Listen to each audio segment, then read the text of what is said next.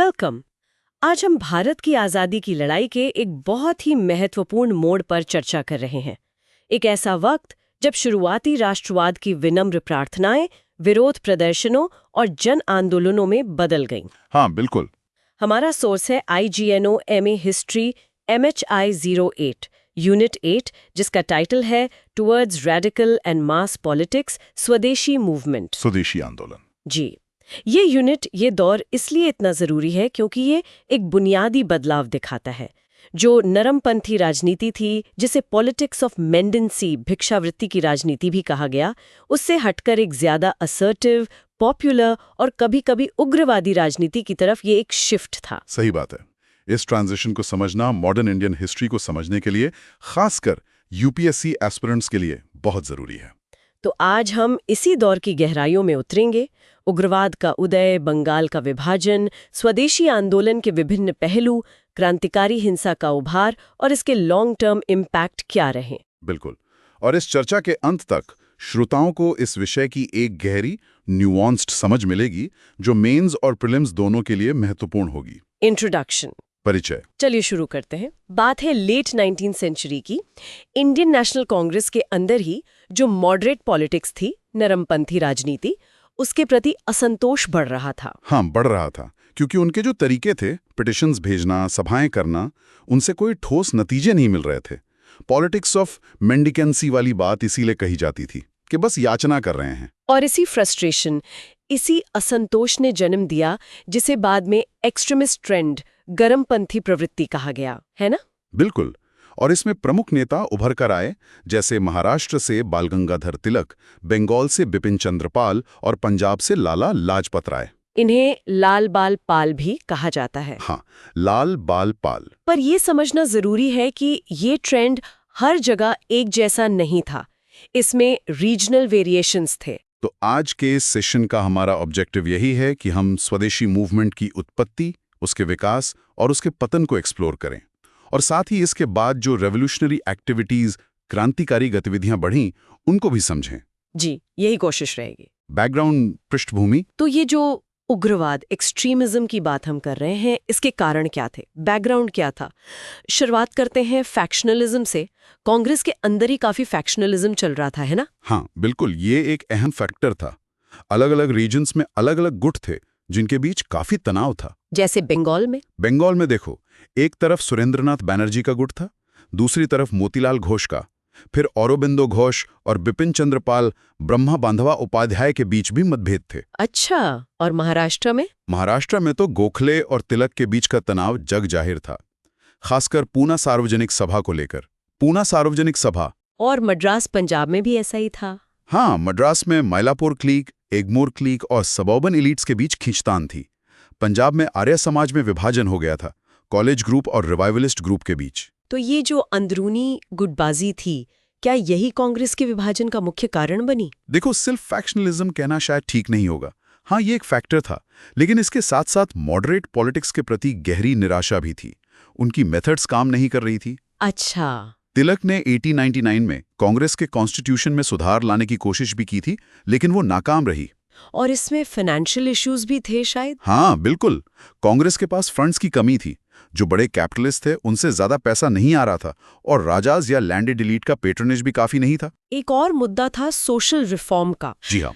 पूना कांग्रेस 1895 में national social conference को लेकर काफी विवाद हुआ था। जी हाँ। मॉडरेट्स, जो ज्यादा लिबरल थे, वो चाहते थे कि सोशल कॉन्फ्रेंस कांग्रेस के पंडाल में ही हो, लेकिन तिलक जैसे नेता जो ऑर्थोडॉक्स विचारों के थे, उनका मानना था कि इससे कांग्रेस में फूट पड़ सकती है, क्योंकि सोशल रिफॉर्म पर सबकी एक राय नहीं थी। तो उनका कहना था कि पॉलिटिकल फोकस डाइल्यूट हो जाएगा। हाँ, कि पहले पॉलिटिकल आज़ादी पे फोकस करें, सोशल रिफॉर्म बाद में देख लेंगे।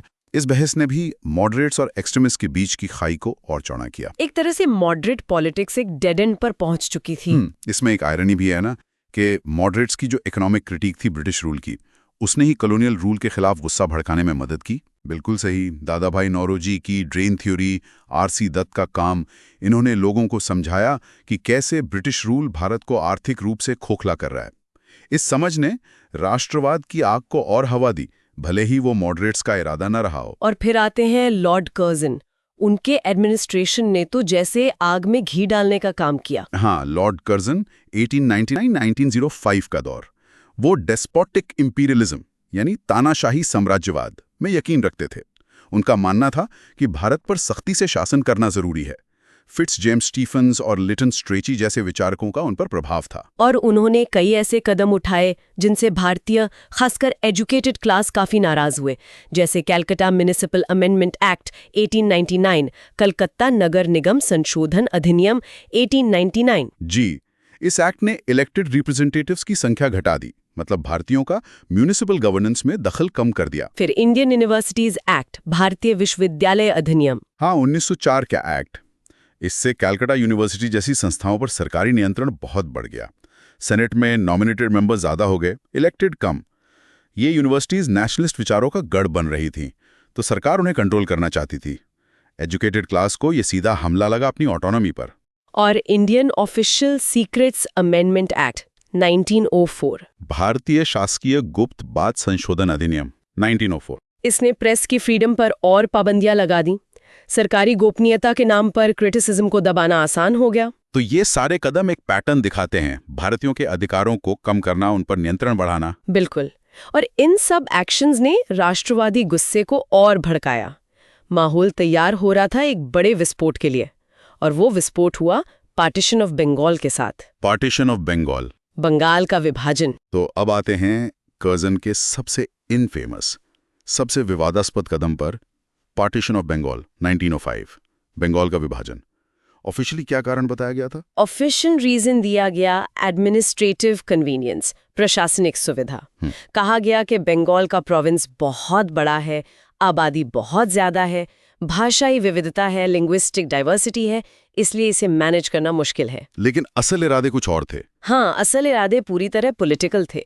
मेन मकसद था बंगाली नेशनलिस्ट्स को कमजोर करना, जो उस समय कांग्रेस पर हावी थे और राष्ट्रवाद का सबसे मुखर केंद्र थे। ये प्लान अचानक नहीं आया होगा, इसकी कुछ हिस्ट्री रही होगी। नहीं, बिल्कुल नहीं, इसकी प्लानिंग चल रही थी। 1897 में लुसाई हिल्स को असम में मिलाने की बात हुई। फिर कर्जन ने 1900 में असम का दौरा किया। यूरोपियन टी प्लांटर्स भी एक मैरीटाइम आउटलेट मांग रहे थे असम के लिए। फिर दिसंबर 1903 में रिजले पेपर्स सामने आए, जिनमें पार्टीशन का ब्लूप्रिंट था। कर्जन ने 2 फरवरी 1905 को अपना डिस्पैच भेजा London. Secretary of state Brodrick थोड़े रिलक्टेंट थे, पर मान गए। और फिर अनाउंसमेंट कब हुई? अनाउंसमेंट हुई जुलाई 19, 1905 को, और पार्टीशन लागू हुआ अक्टूबर 16, 1905 को। और ये नया प्रोविंस कैसा बना? Eastern Bengal and Assam? हाँ, इसमें बंगाल के चिटगोंग, ढाका और राजशाही डिविजन्स को माइनस दार्जिलिंग और मालदा जिले को असम के साथ मिला दिया गया। राजधानी बनी ढाका, बाकी हिस्सा वेस्ट बंगाल कहलाया, जिसमें कैलकाटा राजधानी रही। कर्जन के मोटिव्स पे थोड़ा और विस्तार से बात करते हैं। एंटी बंगाली सेंटिमेंट साफ दिखता है। वो भद्रलोक के डोमिनेंस को तोड़ना चाहते थे। ये भद्रलोक कौन थे? भद्रलोक मतलब बंगाल का एजुकेटेड अपर कास्ट, ब्राह्मण्स, कायास्थास, वैद्यास। ये लोग land owners, money lenders, professionals थे, और एजुकेशन और सरकारी नौकरियों पर इनका लगभग मोनोपोली था। कर्जन इन्हें पॉलिटिकल एजिटेटर्स मानते थे और इनकी ताकत कम करना चाहते थे। और इसमें हिंदू मुस्लिम डिवीजन वाला एंगल भी था। हाँ, ये बहुत खतरनाक था।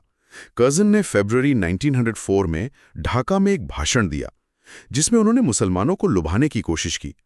उन्होंने कहा कि नया प्रोविंस बनने से पूर्वी बंगाल के मुसलमानों को एकता मिलेगी, उनकी आवाज सुनी जाएगी, उन्हें नौकरियों और शिक्षा में ज्यादा मौके मिलेंगे, जो उन्हें कैलकाटा सेंट्रिक राजनीति में नहीं मिलते थे। तो सीधे सीधे हिंदू मुस्लिम फूट के बीज बोए जा रहे थे। बिल्कुल। उन्हें उम्मीद थी कि मुसलमान पार्टीशन का समर्थन करेंगे और नेशनलिस्ट मूवमेंट से दूर रहेंगे। ये डिवाइड एंड रूल की क्लासिक पॉलिसी थी। तो इस पार्टीशन की इमीडिएट रिएक्शन क्या हुई? इसमें नेशनलिस्ट पॉलिटिक्स को कैसे बदला? इसने नेशनलिस्ट पॉलिटिक्स को रेडिकलाइज कर दिया। जो प्रेयर एंड पिटिशन, प्रार्थना और याचिका वाली अप्रोच थी, वो पीछे छूटने लगी। अब बात होने लगी पैसिव रेजिस्टेंस की। पैसिव रेजिस्टेंस को कैसे डिफाइन किया गया? इसका मतलब था अनजस्ट लॉज, यानी अन्यायपूर्ण कानूनों का उल्लंघन करना, ब्रिटिश गुड्स और इंस्टीट्यूशंस, स्कूल्स, कॉलेजेस, कोर्ट्स का बॉयकॉट करना, और साथ ही इंडिजिनस ऑल्टरनेटिव्स विकसित करना यानी स्वदेशी अपनाना और नेशनल एजुकेशन राष्ट्रीय शिक्षा को बढ़ावा देना। इस नई राजनीति के पीछे आइडियोलॉजिकल इंस्पिरेशन क्या थी? कहाँ से आ रहे थे ये विचार? इसमें कई धाराएं थीं। एक तरफ रिवाइवलिज्म था, ओरिएंटलिज्म का प्रभाव था, भारत के गौरवशाली अतीत, एक इमेजिन्ड गोल्डन पास्ट की बातें हो रही थीं। इतिहास को रिकंस्ट्रक्ट किया जा रहा था नेशनलिस्ट पर्सपेक्टिव से। और इसमें मैस्कुलिनिटी वाला एंगल भी था। कॉलोनियल डिस्कोर्स में भारतीयों को एफेमिनेट कहा जाता था। हाँ, ये कॉलोनियल जेंडर डिस्कोर्स, लिंग भेदी विमर्श बहुत महत्वपूर्ण था। अंग्रेज खुद को मार्शल रेस मानते थे और भारतीयों को, खासकर बंगालियों को, कमजोर और स्त्रैण बताते थे। इसके जवाब में नेशनलिस्ट्स ने विरिलिटी को रिकवर करने की कोशिश की। कैसे? एक तरीका था इमेजिन्ड क्षत्रियत्व को प्रोजेक्ट करना। शिवाजी जैसे नायकों का उत्सव मनाना शुरू हुआ। तिलक ने महाराष्ट्र में शुरू किया था, बंगाल ने भी इसे अपनाया, शिवाजी उत्सव। विवेकानंद का भी जिक्र आता है? हाँ, स्वामी विवेकानंद ने एक ऑल्टरनेटिव मैनलीनेस, वैकल्पिक पौरुष का विचार दिया, जिसमें वेस्टर्न मॉडर्निटी के कुछ एलिमेंट्स और ब्रह्मनिकल एसेटिसिज्म का मिश्रण था। फिजिकल स्ट्रेंथ के साथ साथ स्पिरिचुअल पावर और सेल्फ डिसिप्लिन पर जोर दिया गया। इसीलिए शायद फिजिकल कल्चर सोसाइटीज, अखाड़े भी लोकप्रिय हुई। बिल्कुल। इन अखाड़ों में नौजवानों को शारीरिक रूप से मजबूत बनाने के साथ साथ देशभक्ति और अनुशासन सिखाया जाता था। ये आगे चलकर रेवोल्यूशनरी ग्रुप्स के लिए रिक्रूटिंग ग्राउंड भी बने। स्वदेशी मूवमेंट, स्वदेशी आंदोलन। तो कर्जन का प्लान था बंगाल को बांटना और नेशनलिस्ट को कमजोर करना, लेकिन हुआ इसका उल्टा। पार्टीशन ने बंगालियों को यूनाइट कर दिया। हाँ, कम से कम शुरुआत में तो यही हुआ। पार्टीशन ने एक उभरती हुई बंगाली आइडेंटिटी को, जो क्लास और रीजन से परे जा रही थी, और मजबूत किया। मोबिलिटी और कम्युनिकेशन बढ़ने से ये पहचान पहले से बन रही थी। इकोनॉमिक फैक्टर्स भी थे। हाँ, उस समय इकोनॉमिक सिचुएशन भी थोड़ी वॉलेटाइल थी। एजुकेटेड बंगालीज के लिए अपॉर्चुनिटीज कम हो रही थीं, मौसम भी खराब था। रजत रे ने लिखा है कि कैसे कलकत्ता के नेशनलिस्ट्स और ईस्ट बंगाल के लैंडेड एलीट के बीच एक अलायंस बना पार्टीशन के खिलाफ। तो एजिटेशन कब शुरू हुआ? एजिटेशन तो 1903 से ही शुरू हो गया था, जब पार्टीशन की खबरें आने लगी थी। लेकिन 1905 में अनाउंसमेंट के बाद ये बहुत तेज हो गया। शुरुआती एम तो पार्टीशन को रद्द करवाना था। हाँ, इनिशियल एम था एनलमेंट ऑफ पार्टीशन, लेकिन ये आंदोलन जल्दी ही फैलकर एक व्यापक स्वदेशी मूवमेंट बन गया। सुमित सरकार ने इस आंदोलन के 4 ट्रेंड्स बताए हैं, है ना? जी हाँ, सुमित सरकार ने 4 मुख्य धाराएं बताई हैं जो साथ साथ चल रही थीं। मॉडरेट यानी नरमपंथी ट्रेंड, कंस्ट्रक्टिव स्वदेशी, रचनात्मक स्वदेशी, पॉलिटिकल एक्सट्रीमिज्म, राजनीतिक उग्रवाद और रेवोल्यूशनरी नेशनलिज्म, क्रांतिकारी राष्ट्रवाद। ये चारों कोएग्जिस्ट कर रहे थे, ओवरलैप कर रहे थे। पहले मॉडरेट ट्रेंड की बात करते हैं। उनकी स्ट्रैटेजी क्या थी? उनकी इनिशियल स्ट्रैटेजी वही पुरानी थी, पिटिशंस भेजना, मीटिंग्स करना, रेजोल्यूशंस पास करना। लेकिन जब इससे बात नहीं बनी तो उन्होंने भी वाइडर मोबिलाइजेशन की तरफ देखना शुरू किया। शौरेंद्रनाथ बनर्जी ने बॉयकॉट का कॉल दिया था। हाँ, जुलाई 17, 1905 को उन्होंने बॉयकॉट की अपील की। और फिर अगस्त 7, 1905 को कलकत्ता टाउन हॉल में एक बड़ी मीटिंग हुई, जहां फॉर्मल बॉयकॉट रेजोल्यूशन पास किया गया। ये एक बड़ा कदम था। हाँ, ये मॉडरेट्स का पहला प्रयास था लिटरेट क्लास से आगे जाकर आम लोगों को मोबिलाइज करने का। कुछ मॉडरेट्स ने लेबर स्ट्राइक्स में भी इन्वॉल्वमेंट दिखाई। उनका जोर सेल्फ रिलायंस, आत्मनिर्भरता, विलेज ऑर्गेनाइजेशन, ग्राम संगठन, कंस्ट्रक्टिव प्रोग्राम्स, रचनात्मक कार्यक्रम और नेशनल एजुकेशन, राष्ट्रीय शिक्षा पर भी था। अब आते हैं कंस्ट्रक्टिव स्वदेशी पर। 1905 में 2 मुख्य धाराएं दिखती हैं। एक थी नॉन पॉलिटिकल कंस्ट्रक्टिव स्वदेशी, जिसका जोर आत्मनिर्भरता पर था, और दूसरी थी पॉलिटिकल एक्सट्रीमिज्म, जो स्वराज की मांग कर रही थी। कंस्ट्रक्टिव स्वदेशी में क्या-क्या शामिल था? इसमें रोजमर्रा की जरूरत की चीजें जैसे कपड़ा, साबुन, माचिस आदि देश में ही बनाने पर जोर था। कुछ स्वदेशी एंटरप्राइजेस भी खुले, जैसे आचार्य पीसी रे की बंगाल केमिकल्स, एक पोर्सिलेन फैक्ट्री भी खुली। नेशनल एजुकेशन का क्या हुआ? ये बहुत महत्वपूर्ण था। लीडर्स जैसे सतीश मुखर्जी, डॉन सोसाइटी, ब्रह्मबांधव उपाध्याय, सरस्वत आयतन, रविंद्रनाथ टैगोर, शांति निकेतन ने इसमें अहम भूमिका निभाई। Bengal national college and school की स्थापना हुई 1906 में, जिसके प्रिंसिपल बने औरबिंदो घोष। आर्बिट्रेशन कोर्ट्स, मध्यस्थता न्यायालय भी बने। हाँ, लोगों को ब्रिटिश कोर्ट्स का बॉयकॉट करने और अपने झगड़े सुलझाने के लिए स्वदेशी पंचायती अदालतें बनाई गईं। जैसे बाखरगंज जिले में अश्विनी कुमार दत्ता की स्वदेशी भंडाव समिति ने बहुत काम किया। इसमें आत्माशक्ति का कंसेप्ट क्या था? ये टैगोर का दिया हुआ विचार था उनके 1904 के स्वदेशी समाज एड्रेस में। इसका मतलब था कि हमें अपनी अंदरूनी शक्ति, अपनी आत्मा की शक्ति पर भरोसा करना होगा, बाहर से मदद के इंतजार नहीं करना। Self help, self reliance. और इसमें रिलीजियस रिवाइवलिज्म, धार्मिक पुनरुत्थानवाद का भी रोल था। हाँ, हिंदुइज्म को एक यूनिफाइंग प्लेटफॉर्म की तरह इस्तेमाल करने की कोशिश की गई। पारंपरिक त्योहारों, मेलों, लोकगीतों का इस्तेमाल किया गया स्वदेशी का संदेश फैलाने के लिए। अब बात करते हैं पॉलिटिकल एक्सट्रीमिज्म, राजनीतिक उग्रवाद की। ये कैसे अलग था? लगभग 1906 के आसपास आर्ग्यूमेंट ये बनने लगा कि नेशनल रीजनरेशन यानी राष्ट्र का पुनरुत्थान तब तक संभव नहीं है जब तक हमें फ्रीडम नहीं मिलती, तो पहले आजादी चाहिए। और नारा क्या था? नारा था स्वराज, सेल्फ रूल, पूर्ण स्वतंत्रता। तरीके क्या थे इनके? तरीके थे बहिष्कार, सिर्फ ब्रिटिश गुड्स का नहीं बल्कि सरकारी स्कूलों, कॉलेजों, अदालतों, नौकरियों का भी। इंडिजिनस ऑल्टरनेटिव्स खड़े करना, अनजस्ट लॉज का उल्लंघन करना, पैसिव रेजिस्टेंस अपनाना और जरूरत पड़ने पर वायलेंस का इस्तेमाल करने से भी परहेज नहीं करना। ये गांधीयन मेथड से मिलता जुलता लगता है, सिवाय वायलेंस वाले पॉइंट के। हाँ, काफी समानताएं हैं पैसिव रेजिस्टेंस के कॉन्सेप्ट में, लेकिन एक्सट्रीमिस्ट वायलेंस को पूरी तरह रूल आउट नहीं करते थे, जबकि गांधी के लिए नॉन वायलेंस अहिंसा पैरामाउंट थी। औरबिंदो घोष के विचार इसमें काफी इन्फ्लुएंशियल थे। जी हाँ, औरबिंदो का मानना था कि मास मोबिलाइजेशन के लिए रिलीजन, धर्म का इस्तेमाल करना जरूरी है। उन्होंने भगवद गीता, शाक्ता इमेजरी, माँ काली की पूजा, इन सब को नेशनलिस्ट मोबिलाइजेशन से जोड़ा। लेकिन इस स्ट्रैटेजी की एक डाउनसाइड भी थी। हिंदू सिंबल्स के इस्तेमाल से क्या हुआ? ये क्रिटिकल पॉइंट है। हिंदू सिंबल्स और इडियम्स पर इतना जोर देने से मुस्लिम मासेस का एक बड़ा हिस्सा आंदोलन से एलिनेटेड, अलग थलग महसूस करने लगा। उन्हें लगा कि यह आंदोलन हिंदू रिवाइवलिज्म का हिस्सा है। और सिर्फ मुसलमान ही नहीं, शायद लोअर कास्ट ग्रुप्स भी। बिल्कुल, खासकर ईस्ट बंगाल के जो लोअर कास्ट वैष्णवाइट पेजेंट्री थे, जैसे नमासूड्रज, वो भी अपर कास्ट हिंदू लीडरशिप से कटा हुआ महसूस करते थे। मास मोबिलाइजेशन की बात करें तो समितिज का क्या रोल था? समितिज जैसे स्वदेशी भंडव समिति, अनुशीलन समिति, डॉन सोसाइटी, इन्होंने जमीनी स्तर पर बहुत काम किया। प्रोपेगेंडा फैलाना, स्वदेशी क्राफ्ट सिखाना, फिजिकल और मॉरल ट्रेनिंग देना, राष्ट्रीय शिक्षा चलाना, आर्बिट्रेशन करना, फैमिन और एपिडेमिक रिलीफ का काम करना। लेकिन इनकी रीच कहाँ तक थी? क्या ये वाकई मास मोबिलाइजेशन कर पाए? यहीं पे लिमिटेशन सामने आती हैं। ज्यादातर समितिस का प्रभाव एजुकेटेड हिंदू भद्रलोक तक सीमित रहा। वो किसानों और मजदूरों तक, खासकर मुसलमानों और लोअर कास्ट्स तक उतनी प्रभावी ढंग से नहीं पहुंच पाए। लोअर कास्ट्स के एलियनेशन के क्या कारण थे?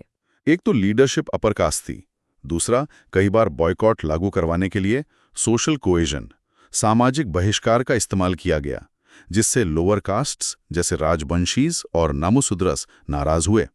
उन्हें लगा कि ये अपर कास्ट डोमिनेंस का ही एक नया रूप है। इकोनॉमिक कंस्ट्रेंट्स भी थे। हाँ, स्वदेशी गुड्स अक्सर इंपोर्टेड गुड्स से महंगे होते थे, तो आम आदमी के लिए उन्हें खरीदना मुश्किल था।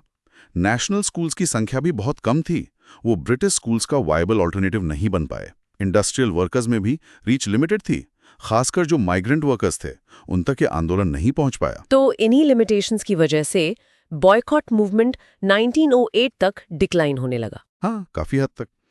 इंटरनल कॉन्ट्रडिक्शंस, लिमिटेड मास बेस, सरकारी दमन और लीडरशिप में फूट, इन सब ने मिलकर आंदोलन को कमजोर किया। और इसी पृष्ठभूमि में हुआ सूरत स्प्लिट 1907, सूरत विभाजन 1907। बिल्कुल, पॉलिटिकल एक्सट्रीमिज्म का डिक्लाइन हो रहा था और दूसरी तरफ रेवोल्यूशनरी टेररिज्म का उभार हो रहा था। मॉडरेट्स, खासकर फिरोज शाह मेहता, डी.ई. वाचा, गोखले जैसे नेता एक्सट्रीमिस्ट के बढ़ते प्रभाव से चिंतित थे। उन्हें डर था कि एक्सट्रीमिस्ट कांग्रेस पर कब्जा कर लेंगे। लाजपत राय ने सुलह की कोशिश की थी। हाँ, लाजपत राय ने कोशिश की, लेकिन बात बनी नहीं। 1907 का कांग्रेस सेशन पहले पूना में होना था, जो तिलक का गढ़ था। मॉडरेट्स ने वेन्यू बदलकर सूरत कर दिया, जो उनका स्ट्रांग होल्ड था। प्रेसिडेंशियल कॉन्टेस्ट को लेकर भी विवाद था। हाँ, एक्सट्रीमिस्ट चाहते थे कि लाजपत राय अध्यक्ष बने, लेकिन उन्होंने मना कर दिया। मॉडरेट्स ने राज बिहारी घोष को अपना उम्मीदवार बनाया। लेकिन असली मुद्दा क्या था? झगड़ा किस बात पर था? कोर इशू था 1906 के कलकत्ता सेशन में पास हुए 4 रेजोल्यूशंस को लेकर: स्वराज, स्वदेशी, बॉयकॉट और नेशनल एजुकेशन। एक्सट्रीमिस्ट चाहते थे कि कांग्रेस इन रेजोल्यूशंस पर कायम रहे और इन्हें पूरे देश में फैलाए। मॉडरेट्स इसमें आनाकानी कर रहे थे। उन्हें डर था कि इससे सरकार के साथ कन्फ्रंटेशन बढ़ेगा। मतभेद काफी गहरे हो चुके थे। बैनर्जी वर्सेस औरोबिंदो, गोखले वर्सेस तिलक। हाँ, डिफरेंसेस इर्रिकंसाइलेबल हो चुके थे। मॉडरेट्स एक्सट्रीमिस्ट के तरीकों को गैर जिम्मेदाराना मानते थे और एक्सट्रीमिस्ट मॉडरेट्स को डरपोक और अंग्रेजों का पिट्ठू समझते थे। और सूरत में फिर क्या हुआ सेशन के दौरान? पूरा केओस, हंगामा, नारेबाजी, हाथापाई, जूते फेंके गए, कुर्सियां चली, पुलिस बुलानी पड़ी। सेशन एडजर्न हो गया। कांग्रेस तो फाड़ हो गई। विभाजन के बाद क्या हुआ? तिलक फिर भी एकजुटता चाहते थे, लेकिन फिरोज शाह मेहता तैयार नहीं हुए। मॉडरेट्स ने 1908 में अपना अलग कांग्रेस सेशन किया, जिसे मेहता कांग्रेस भी कहा गया। उन्होंने अपना अलग कॉन्स्टिट्यूशन बनाया, जिसमें सिर्फ वही शामिल हो सकते थे जो ब्रिटिश राज के प्रति लॉयल हों और कॉन्स्टिट्यूशनल मेथड्स में विश्वास रखते हों। और एक्सट्रीमिस्ट का डिक्लाइन हो गया। तिलक को 1908 में गिरफ्तार करके 6 साल के लिए मांडले बर्मा भेज दिया गया। औरोबिंदो घोष राजनीति से संन्यास लेकर पौंडीचेरी चले गए। बिपिन चंद्र पाल भी एक्टिव पॉलिटिक्स से हट गए। लाजपत राय विदेश चले गए। तो कांग्रेस में ये विभाजन कब तक चला? ये विभाजन 1916 के लखनऊ सेशन तक चला, जब तिलक और एनी बेसन के प्रयासों से दोनों गुट फिर से एक हुए। लेकिन असल में कांग्रेस का ट्रांसफॉर्मेशन तो महात्मा गांधी के आने के बाद ही हुआ, 1920 के आसपास। कल्ट ऑफ वायलेंस, हिंसा का पंथ। तो जैसा आपने कहा, 1908 तक पॉलिटिकल स्वदेशी मूवमेंट कमजोर पड़ गया था और इसकी जगह ले ली रेवोल्यूशनरी वायलेंस ने, जिसे कल्ट ऑफ वायलेंस कहा गया। हाँ। सुमित सरकार का मानना है कि ये शिफ्ट इसलिए हुआ क्योंकि स्वदेशी मूवमेंट मास मोबिलाइजेशन में फेल हो गया था। नौजवानों में फ्रस्ट्रेशन था, उन्हें लग रहा था कि पीसफुल मेथड से कुछ हासिल नहीं हो रहा। लेकिन शेखर बंद्योपाध्याय का व्यू थोड़ा अलग है। हाँ, बंद्योपाध्याय का कहना है कि वायलेंस की कल्चर 1857 के बाद से ही मौजूद थी। बंकिम चंद्र चटर्जी के लेखन, खासकर आनंद मठ और विवेकानंद के विचारों ने भी इसमें भूमिका निभाई। Masculinity, national pride, social service का जो संदेश था, उसने युवाओं को प्रेरित किया। इन रेवोल्यूशनरी ग्रुप्स की शुरुआत कब हुई? गुप्त समितियां पहले से बन रही थीं। मीठापुर सोसाइटी 1902, सरला घोसाल का जिम्नेजियम कलकत्ता में। सबसे महत्वपूर्ण थी ढाका अनुशीलन समिति, जिसकी स्थापना मार्च 1902 में सतीश चंद्र बासु ने की थी, पी मित्रा और औरोबिंदो घोष की प्रेरणा से। स्वदेशी के दौरान इनका उभार हुआ। हाँ, स्वदेशी मूवमेंट के दौरान इनकी गतिविधियां बहुत बढ़ गईं। कलकत्ता में अनुशीलन समिति की एक शाखा बरिंद्र कुमार घोष, औरोबिंदो के भाई भूपेंद्रनाथ दत्ता, विवेकानंद के भाई हेमचंद्र कानूंगो, प्रफुल्ला चाकी जैसे लोगों ने खोली। इनकी एक्टिविटीज क्या थी? शुरुआत में फिजिकल और मॉरल ट्रेनिंग पर जोर था। बाद में बम बनाना, हथियार चलाना सीखा। फंड्स जुटाने के लिए डकैतियां डालना शुरू किया, जिसे स्वदेशी डकैती कहा गया। पहली ऐसी डकैती अगस्त 1906 में हुई। टारगेट्स कौन थे? Unpopular British officials, police informers और ऐसे व्यापारी जो स्वदेशी आंदोलन का साथ नहीं दे रहे थे। और इसका क्लाइमैक्स था मुजफ्फरपुर अटैक। हाँ, अप्रैल 30, 1908 2 युवा क्रांतिकारियों खुदीराम बोस और प्रफुल्ल चाकी ने मुजफ्फरपुर के अनपॉपुलर मैजिस्ट्रेट किंग्सफोर्ड की बग्घी पर बम फेंका। गलती से बग्घी में 2 ब्रिटिश महिलाएं मारी गईं। अंजाम क्या हुआ? प्रफुल्ल चाकी ने पकड़े जाने से पहले आत्महत्या कर ली। खुदीराम बोस पकड़े गए, उन पर मुकदमा चला और महज 18 साल की उम्र में उन्हें फांसी दे दी गई। वो एक लोकनायक बन गए। और इसी से जुड़ा है मानिकतला बॉम्ब कॉन्स्पिरेसी। जी हाँ, मुजफ्फरपुर हमले के बाद पुलिस ने कलकत्ता में मानिकतला गार्डन में छापा मारा, जहां बम बनाने की फैक्ट्री चल रही थी। औरोबिंदो घोष, बारेंद्र कुमार घोष, उल्लासकर दत्ता, हेमचंद्र कानूगो समेत कई लोगों को गिरफ्तार किया गया। ये ट्रायल काफी फेमस हुआ था। हाँ, आलीपुर बॉम्ब केस या मानिकतला बॉम्ब कंस्पिरेसी केस। इसमें औरोबिंदो घोष के बचाव में CR दास, चित्तरंजन दास ने जो दलीलें दी वो बहुत प्रसिद्ध हुईं। उन्होंने कहा कि औरोबिंदो पर मुकदमा चलाना मतलब पेट्रियोटिज्म को क्राइम मानना है, फ्रीडम के विचार को कटघरे में खड़ा करना है। नतीजा क्या रहा ट्रायल का? औरोबिंदो घोष सबूतों के अभाव में बरी हो गए, लेकिन उनके भाई बरिंद्र घोष और उल्लसकार दत्ता को पहले मौत की सजा सुनाई गई, जो बाद में आजीवन कारावास काला पानी में बदल दी गई। कई और लोगों को लंबी सजाएं हुईं। तो इस रेवोल्यूशनरी वायलेंस का इम्पैक्ट क्या हुआ? क्या इससे कोई डायरेक्ट गेन्स हुए? डायरेक्ट गेन्स मतलब अंग्रेजों को उखाड़ फेंकना तो नहीं हुआ। ये अटेम्प्ट्स ज्यादातर फेल्ड रहे, लेकिन इनका पब्लिसिटी वैल्यू बहुत ज्यादा था। न्यूज़पेपर्स में खबरें छपीं, लोकगीत बने, खुदीराम बोस जैसे मार्टर्स की कहानियां घर घर पहुंची। इसने नेशनलिस्ट कॉन्शियसनेस को डीपन किया। क्या इन एक्टिविटीज को पॉलिटिकल लेजिटिमेसी, राजनीतिक वैधता मिली? हाँ, समाज के कुछ सेक्शंस में इन्हें लेजिटिमेसी मिली। लोगों को लगने लगा कि शायद इसी दबाव की वजह से अंग्रेज कुछ कंसेशंस दे रहे हैं। जैसे Morley Minto reforms 1909, SP Sinha की वाइसरॉय की एग्जीक्यूटिव काउंसिल में नियुक्ति, पहले भारतीय, और सबसे महत्वपूर्ण 1911 में पार्टीशन ऑफ बंगाल का एन्यूलमेंट, बंगाल विभाजन की समाप्ति। और कैपिटल का शिफ्ट कलकत्ता से दिल्ली। हाँ, 1911 में ही ये फैसला भी हुआ कि भारत की राजधानी कलकत्ता से दिल्ली शिफ्ट की जाएगी। इसे भी एक तरह से बंगाली डोमिनेंस को कम करने के कदम के तौर पर देखा गया। तो कर्जन का जो मकसद था वो एक तरह से पूरा हो गया, भले ही पार्टीशन रद्द करना पड़ा। लेकिन पार्टीशन रद्द होने से टेररिज्म खत्म नहीं हुआ? नहीं, बिल्कुल नहीं। ये बल्कि और फैला। पंजाब, यूपी जैसे इलाकों में भी क्रांतिकारी गतिविधियां होने लगी। नॉर्थ अमेरिका में बसे पंजाबीज, खासकर सिख्स ने गदर पार्टी बनाई जो भारत में क्रांति लाना चाहती थी। लॉर्ड हार्डिंज पर हमला। हाँ, 1912 में जब राजधानी दिल्ली शिफ्ट हो रही थी, तब वाइसरॉय लॉर्ड हार्डिंज पर बम फेंका गया। वो बच गए, लेकिन ये एक बड़ा हमला था। इसमें रासबिहारी बोस का हाथ माना जाता है। कोमागातामारू इंसिडेंट भी इसी दौर का है? हाँ, कोमागातामारू प्रकरण, सितंबर 1914। ये घटना गदाराइट्स के गुस्से को और भड़माने वाली साबित हुई। फर्स्ट वर्ल्ड वॉर 1914 से 18 के दौरान रासबिहारी बोस ने गदार पार्टी की मदद से भारत में एक आर्मी रिवोल्ट की कोशिश की, पर वो नाकाम रही। जतिन मुखर्जी का भी जिक्र आता है। हाँ, जतिन मुखर्जी, जिन्हें बाघा जतिन कहा जाता था, बंगाल के एक प्रमुख क्रांतिकारी नेता थे। उन्होंने जर्मनी से हथियार मंगवाकर अंग्रेजों के खिलाफ विद्रोह की योजना बनाई थी। रोडा कंपनी आर्म्स हाइस्ट से भी जुड़े थे, लेकिन योजना फाश हो गई और 1915 में उड़ीसा के पास पुलिस मुठभेड़ में वो मारे गए। ब्रिटिश सरकार ने इसे दबाने के लिए क्या किया? सरकार ने बहुत सख्ती बरती। डिफेंस ऑफ इंडिया एक्ट 1915 लाया गया, जिसमें स्पेशल पावर्स दी गई थीं संदिग्ध लोगों को बिना ट्रायल के डिटेन करने की। हजारों लोगों को गिरफ्तार किया गया, नजरबंद किया गया। तो ये रेवोल्यूशनरी फेज कैसे खत्म हुआ या ट्रांसफॉर्म हुआ? पूरी तरह खत्म तो नहीं हुआ, स्पिरिट बनी रही, लेकिन WW1 के बाद पॉलिटिकल लैंडस्केप बदलने लगा।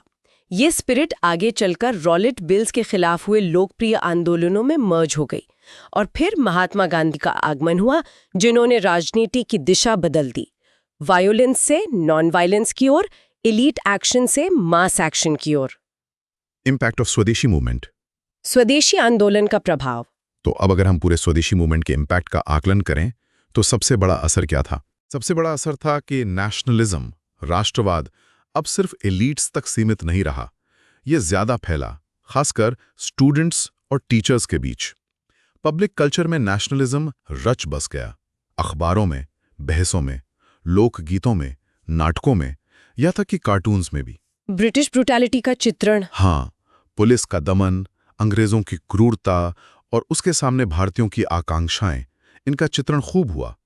नेशनलिज्म अब एक विजिबल पॉलिटिकल मूवमेंट बन गया था, जिसने ओवरसीज इंडियंस का ध्यान भी खींचा, जैसे कैलिफोर्निया में पंजाबी सिख्स, जिन्होंने गदर पार्टी बनाई। इसने नए लीडर्स भी दिए। बिल्कुल। बंगाल, पंजाब, महाराष्ट्र से नए नेता उभरे, जैसे गोपाल कृष्ण गोखले। वो मॉडरेट थे, 1905 में कांग्रेस प्रेसिडेंट बने। उन्होंने टीचिंग छोड़कर पॉलिटिक्स ज्वाइन की, सोशल रिफॉर्म के पक्षधर थे और सर्वेंट्स ऑफ इंडिया सोसाइटी की स्थापना की। सर्वेंट्स ऑफ इंडिया सोसाइटी का क्या मकसद था? इसके मेंबर्स गरीबी में रहकर देश सेवा, खासकर गरीबों और अनटचेबल्स की सेवा करने की शपथ लेते थे। गोखले गांधी जी के पॉलिटिकल गुरु भी माने जाते हैं। और दूसरी तरफ बाल गंगाधर तिलक। हाँ, तिलक। उनके न्यूज़पेपर्स केसरी मराठी में और महाराठा इंग्लिश में बहुत प्रभावशाली थे। वो सोशल रिफॉर्म को पॉलिटिकल स्ट्रगल से ध्यान भटकाने वाला मानते थे। उनका फोकस स्वराज पर था। इस आंदोलन ने आइडेंटिटीज को कैसे प्रभावित किया? ये बहुत कॉम्प्लेक्स था। एक तरफ कॉस्मोपॉलिटन इंग्लिश एजुकेटेड यूथ था, जिसे पार्टीशन से अपने भविष्य पर खतरा महसूस हुआ। दूसरी तरफ स्वदेशी का संदेश गांव तक पहुंचाने के लिए हिंदू डिवोशनलिज्म का इस्तेमाल हुआ। रीजनल आइडेंटिटीज का क्या हुआ? रीजनल लिंग्विस्टिक आइडेंटिटीज भी मजबूत हुईं, लेकिन वो नेशनल आइडेंटिटी से जुड़ गईं, जैसे बंगाली पहचान, मराठी पहचान, पंजाबी पहचान। ये सब भारतीय राष्ट्रवाद के दायरे में ही विकसित हो रही थी। और मुस्लिम रिस्पॉन्स क्या था? सबसे महत्वपूर्ण डेवलपमेंट क्या था? सबसे महत्वपूर्ण डेवलपमेंट था ऑल इंडिया मुस्लिम लीग का गठन ढाका में 1906 में। इसके कारण क्या थे? क्यों बनी मुस्लिम लीग? इसके कई कारण थे। कुछ मुस्लिम एलीट्स, खासकर जमींदार और नवाब, पार्टीशन के पक्ष में थे क्योंकि उन्हें लगता था कि नए प्रोविंस में उन्हें ज्यादा मौके मिलेंगे। उन्हें कांग्रेस से भी डर था। उन्हें लगता था कि कांग्रेस मुख्य रूप से हिंदू एलीट के इंटरेस्ट्स को सर्व करती है। उन्हें डर था कि डेमोक्रेटिक रिफॉर्म से हिंदू मेजॉरिटी का दबदबा बढ़ जाएगा। तो ये स्वदेशी के दौरान बढ़े हुए हिंदू मुस्लिम तनाव का नतीजा था? हाँ, काफी हद तक। स्वदेशी मूवमेंट में हिंदू इडियम्स के इस्तेमाल ने भी मुस्लिम अलगाव को बढ़ाया। हालांकि ये ध्यान रखना जरूरी है कि मुस्लिम ओपिनियन पूरी तरह मोनोलिथिक नहीं था। कई मुसलमान नेशनलिस्ट मूवमेंट के साथ थे, जैसे कि शुरुआती दौर में जिन्ना खुद कांग्रेस में थे। तो स्वदेशी के बाद का पॉलिटिकल लैंडस्केप कैसा दिखता है? इसमें डाइवर्स पॉलिटिकल आइडेंटिटीज का यूनिफिकेशन दिखता है। नेशनलिस्ट बैनर के नीचे नए पॉलिटिकल सेंटर्स उभर रहे थे, पूना, बॉम्बे, अहमदाबाद, दिल्ली, लाहौर। मिड 1910s तक आते आते मॉडरेट्स और एक्सट्रीमिस्ट्स के बीच के मतभेद भी कम होने लगे थे। लेकिन नए डिलेमास भी थे। हाँ, सबसे बड़ा डिलेमा था कि इन डाइवर्स ग्रुप्स के बीच कॉमन कॉज कैसे ढूंढा जाए। राष्ट्र की परिभाषा क्या हो? यहीं पर कॉन्ट्रास्टिंग विजन्स सामने आते हैं।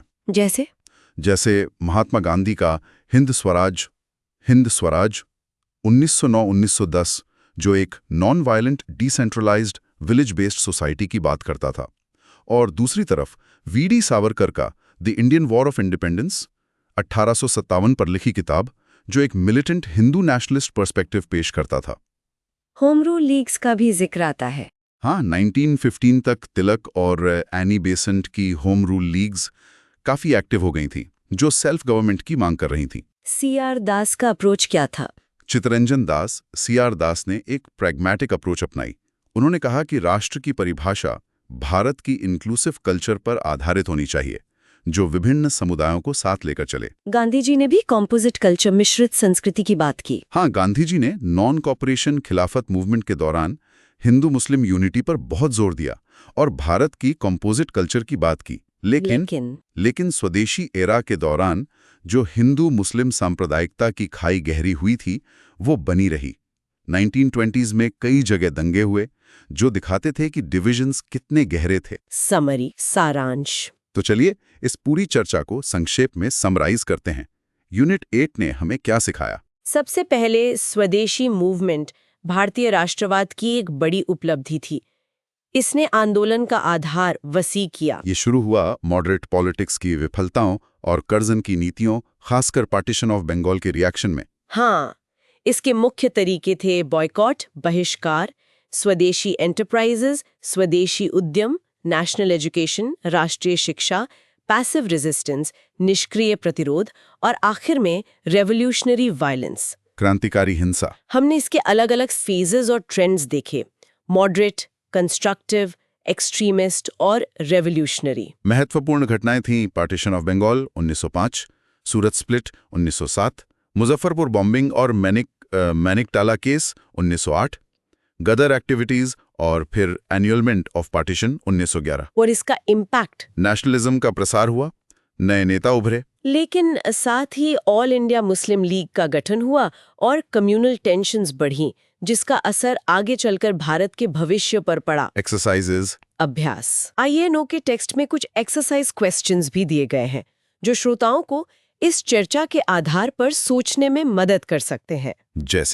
जैसे कि तो स्वदेशी आंदोलन के उदय के मुख्य कारक क्या थे? What were the factors which led to the rise of स्वदेशी मूवमेंट? या फिर आंदोलन के दौरान किस प्रकार की विरोध गतिविधियां की गईं? Describe the variety of protest activities undertaken. और स्वदेशी आंदोलन के पतन के क्या कारण थे? Discuss the reasons for the decline. इन सवालों पर विचार करने से आपकी समझ और पुख्ता होगी।